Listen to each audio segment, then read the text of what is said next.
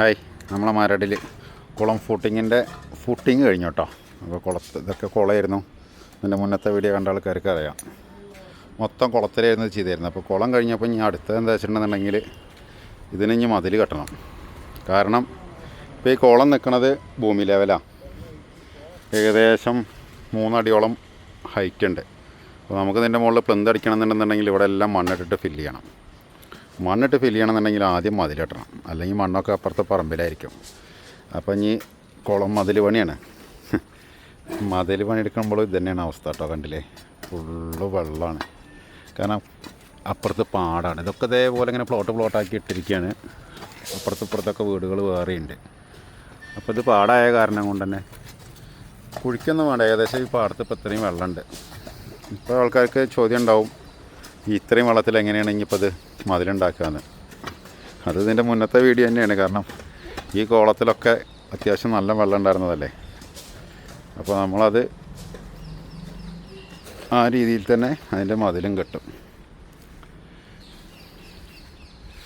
പിന്നെ ഈ ഒരു കോർണറിൽ ശരിക്കും ആ ഒരു കോർണറിലാണ് ഒരു പില്ലർ വരേണ്ടത്. ഓൾറെഡി ഇവിടെ ഒരു കുളമായിരുന്നു കുഴിച്ച് കഴിഞ്ഞാൽ. പക്ഷേ നമുക്ക് ഈ കോർണറിൽ പില്ലർ കൊടുക്കാൻ പറ്റില്ല, കാരണം ഇവിടെ ഒരു കിണറായിരുന്നു.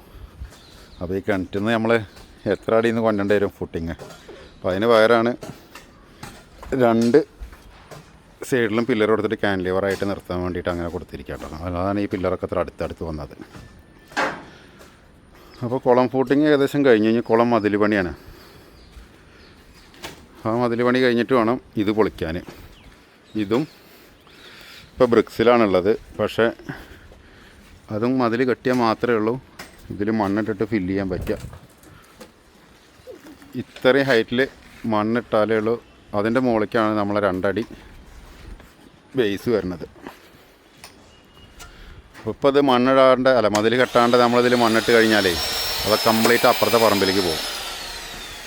അപ്പോൾ ഇത് പ്ലന്ത് അടിക്കണം എന്നുണ്ടെങ്കിൽ ആദ്യം ഇത് മതിൽ പണി എടുത്ത് ഇതിൽ മണ്ണിട്ട് ഫില്ല് ചെയ്തതിന് ശേഷം മാത്രമേ നമുക്ക് പ്ലന്ത് അടിക്കാൻ പറ്റുക. അപ്പോൾ ഷീറ്റും സാധനങ്ങളൊക്കെ ഇവിടെ എത്തിയാണ്. പക്ഷേ ഒരു രക്ഷയില്ല. അല്ലാന്നുണ്ടെന്നുണ്ടെങ്കിൽ പിന്നെ ഇതിൽ ബോട്ടെല്ലാം വെച്ച് നമുക്ക് പ്ലന്ത് അടിക്കാം. പക്ഷെ അങ്ങനെ അടിച്ചു കഴിഞ്ഞാലും പിന്നെ ഭാവിയിൽ എന്തായാലും മതിൽ കെട്ടണമെന്നുണ്ടെങ്കിൽ അത് അതിനേക്കാൾ ഇരട്ടിപ്പണിയാണ്. കൈക്കോട്ടുകൊണ്ട് കളയ്ക്കുമ്പോൾ തന്നെ ഇത്രയും വെള്ളം വരുന്ന സ്ഥലം എന്താ ചെയ്യുക. ഇവിടെ വേനൽക്കാലമാണെന്നുണ്ടെങ്കിൽ ഏകദേശം ഇങ്ങനെയൊക്കെ തന്നെ കുഴിച്ചാൽ വെള്ളം കിട്ടുമെന്ന് പറയുന്നത്. എന്തൊക്കെ കഴിഞ്ഞാലും കുളത്തിൽ ഫൂട്ടിങ്ങിലൂടെ തന്നെ പില്ലേഴ്സിൻ്റെ ഒക്കെ തിക്നെസ്സിൽ നമ്മൾ മെഷർമെൻ്റൊന്നും കണക്കാക്കിയിട്ടല്ല. അത്യാവശ്യം തിക്നെസ്സും കാര്യത്തിൽ നമ്മൾ തന്നെ കട്ടർ ഷീറ്റ് വെച്ച് അടിക്കുക ചെയ്തത്. കുളം പില്ലർ ബട്ടി കൊണ്ടല്ല നമ്മൾ ചെയ്തത്. നമ്മളെ കട്ടർ ഷീറ്റ് വെച്ചിട്ട് അടിച്ചുണ്ടാക്കി. അതാണ് കുളത്തിൻ്റെയൊക്കെ സൈസിൽ ഇത്ര വ്യത്യാസം വരുന്നത് കേട്ടോ.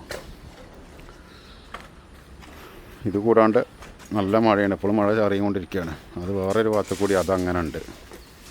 പിന്നെ ആകെ ഈ കാണുന്ന സ്ഥലമുള്ള വീട് പണിയാൻ. അപ്പോൾ ഓക്കെ, ഇനി അടുത്ത സ്റ്റേജ് എത്തുമ്പോൾ കാണിച്ചു തരുന്നുണ്ട്.